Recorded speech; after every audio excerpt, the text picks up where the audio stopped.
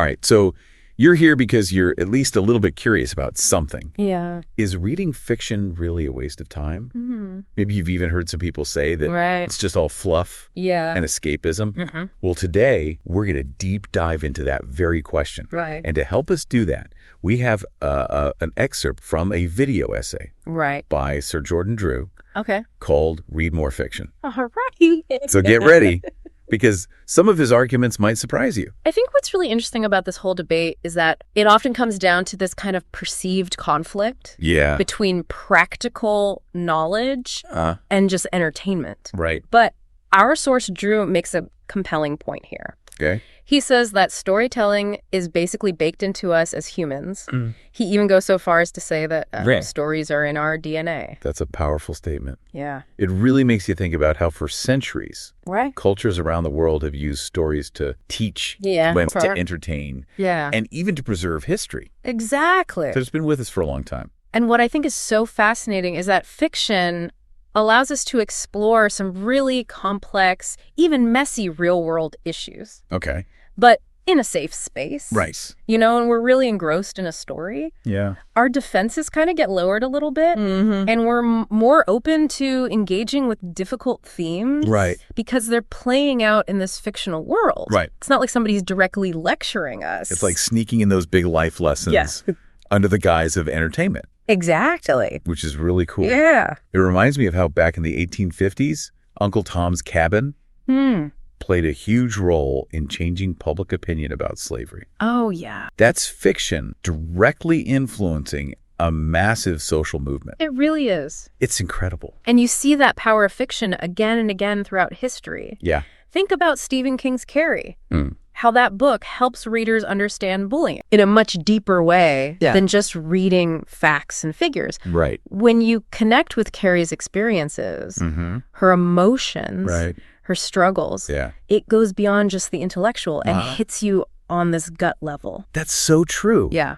It's the difference between knowing about something and truly feeling it. Right. And that makes a big difference. And even something like a modern romance novel. Right. Which some might dismiss as light, yeah, actually shapes how we understand relationships. Okay. Our source argues that fiction in all its forms is constantly influencing how we see the world. Wow. Even if we don't always realize it. Okay, so we've talked about how fiction helps us learn. But here's where Drew makes a really bold claim. Okay. He says that fiction can actually be more effective for learning and personal growth than nonfiction. Wow, okay. That's a big statement. It is a bold claim. Yeah. But his argument is that nonfiction often just stays in our head as information, whereas fiction goes a step further by engaging our emotions. He uses this analogy that I think is very relatable. Yeah. Think about how we learn in real life. Okay. Often by making the same mistake over and over again until it finally clicks in a very specific emotional context. Yeah. Fiction gives us those contexts, but within the safety of a story. So it's like a flight simulator for life lessons. Exactly. You get to experience those difficult situations and those emotional challenges without real-world consequences. Exactly. That's really cool. And think about the difference between reading a self-help book about, say, overcoming and actually experiencing that journey through a character in a novel. Right. That novel is going to leave a much deeper and longer lasting impact. Yeah. Because it's not just information. Right. It's a felt experience. It's like you lived it. Exactly. Even if it was just through the character. Yeah. Drew even admits that he finds a lot of nonfiction to be worthless information. Really? Despite the fact that he reads tons of it. And he says it's because it lacks that emotional connection. Oh. It makes you wonder how much of what we learn truly sticks with us. Yeah. If it doesn't resonate on that emotional level. That's a great question. And that's something I think you should really consider as we move into the next part of our deep dive. Okay.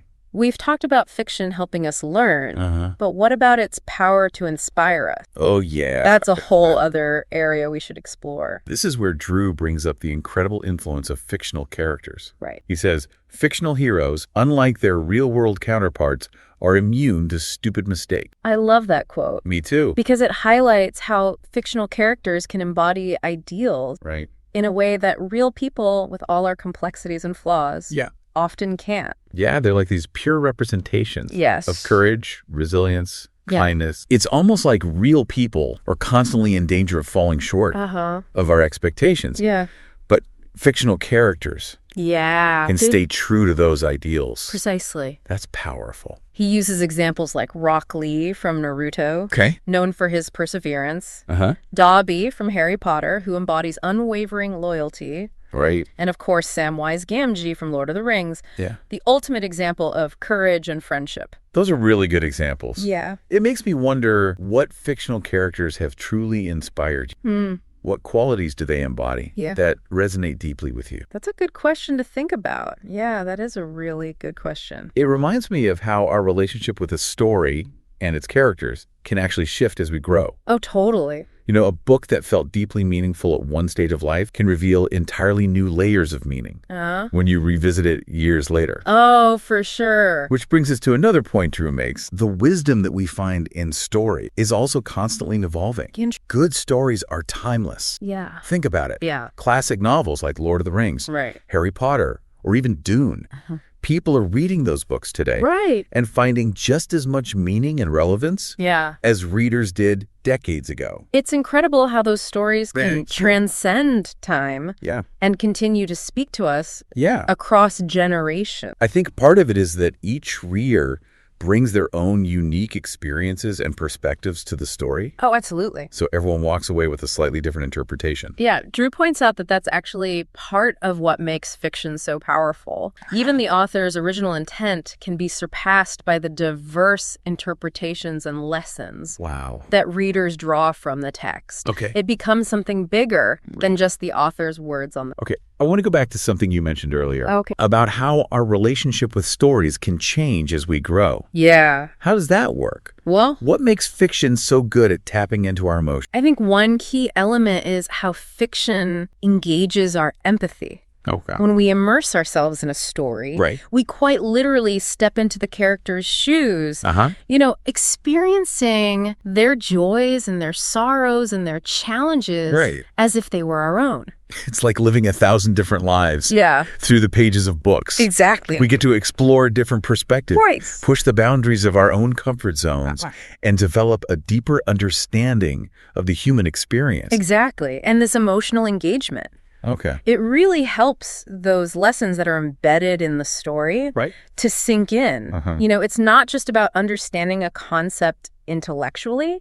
It's about feeling it on a visceral level. That reminds me of how Drew talked about learning in real life, often through making the same mistake over and over again. Until a lesson finally clicks. Within a specific emotional context. Fiction creates those emotional contexts. But in a safe space, think about the difference between reading a self-help book on forgiveness and actually experiencing the complexities of forgiveness through the eyes of a fictional character. You know the novel is going to leave a much deeper, more lasting impact. Because it's not just information. It's an experience you've lived through, even if only vicariously. It's like watching someone grapple with betrayal, anger, resentment, and then ultimately make that difficult decision to let go. Witnessing that inner journey through fiction can be incredibly powerful. Absolutely. That's why fiction can be such a potent tool for personal growth. It lets us explore different facets of ourselves, confront our own biases, and come to a more nuanced understanding of the human experience. Like holding up a mirror to our own soul, reflecting back all of our strengths and weaknesses. Exactly. And in that reflection, there's a real opportunity for us to learn and evolve. Now let's broaden our perspective a bit. Drew argues that stories can have a massive impact on culture. And even change the world. We touched on this earlier with the example of Uncle Tom's Cabin. But how else do stories exert that? That's a fascinating question. I think one way is by fostering empathy and understanding across different cultures and communities. When we engage with stories from diverse perspectives, we're forced to challenge our own assumptions and expand our worldview. Yes, it's like building bridges of compassion and connection through these shared stories. We start to see the world through different lenses and recognize those threads of humanity that bind us all, despite our differences. And that feels especially crucial in today's world, where we're more interconnected than ever before. Exactly. Understanding and empathy are essential for navigating those complex social issues. It makes you realize that fiction isn't just about entertainment. It's a powerful tool for building a more compassionate and understanding society. I completely agree. Now, I want to touch on another incredible aspect of fiction. Okay. Its ability to spark our imaginations and creativity. Oh, this is one of my favorite things about reading. Yeah. When you really immerse yourself in a fictional world, right, your mind just comes alive with possibilities.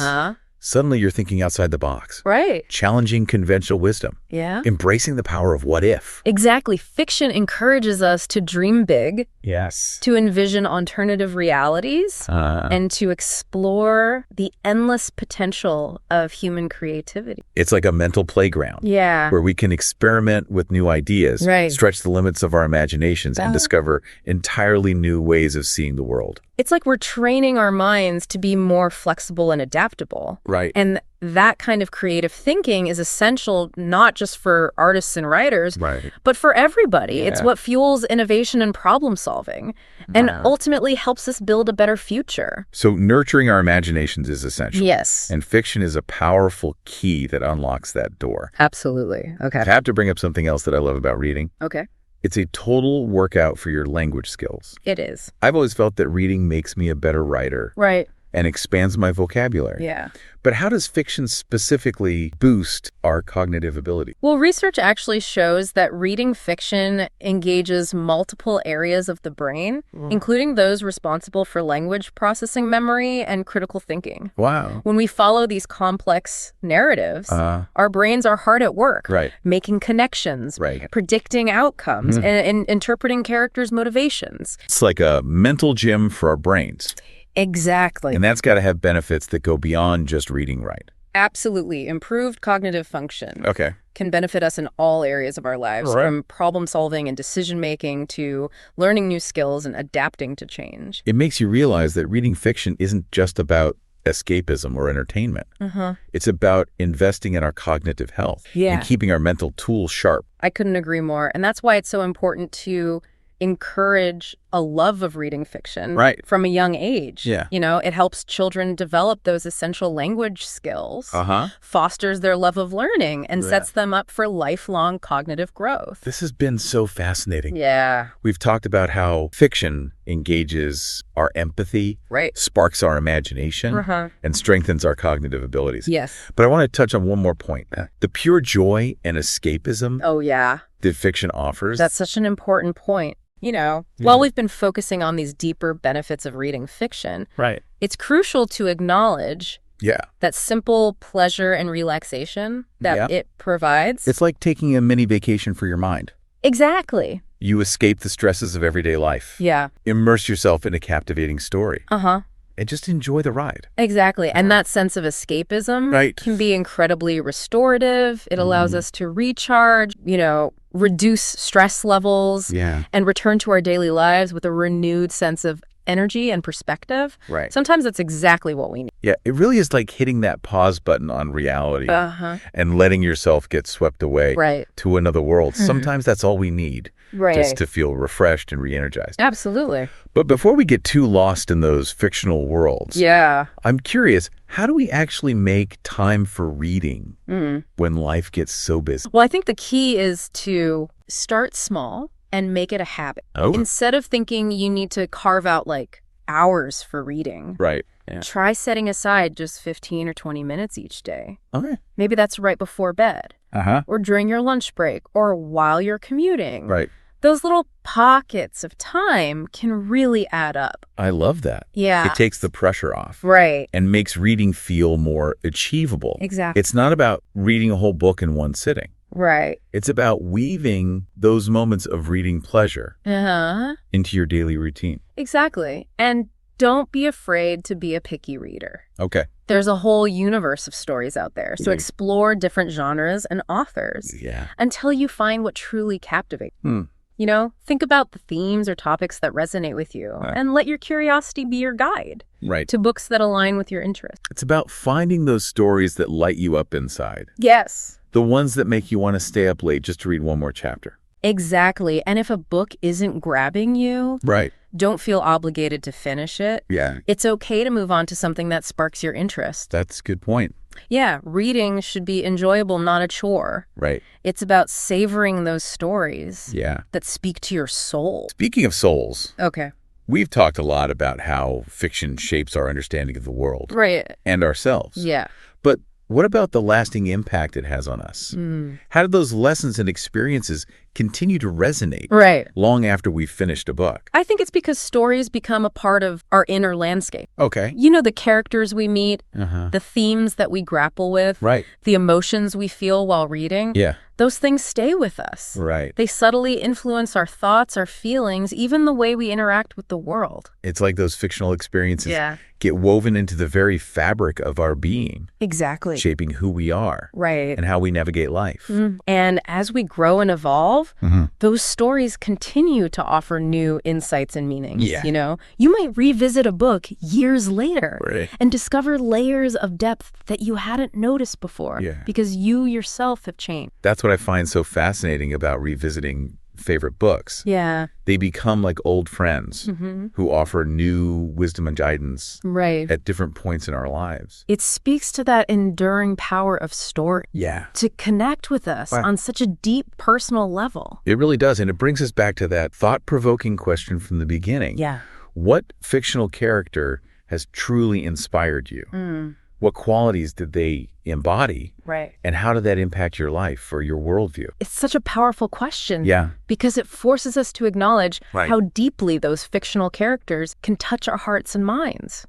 Maybe it was a character's unwavering courage that gave you the strength to face your own fears. Or perhaps it was their empathy and compassion that shaped how you approach relationships. It's a reminder that we can find role models and mentors. Yes. Even in the pages of books. Absolutely. Whose fictional characters can teach us, inspire us, and ultimately help us become the best versions of ourselves. And on that note, as we wrap up this deep dive, I encourage you to embrace the magic of fiction, explore new worlds, connect with captivating characters, and let those stories spark your imagination and enrich your life. I couldn't have said it better myself. Great.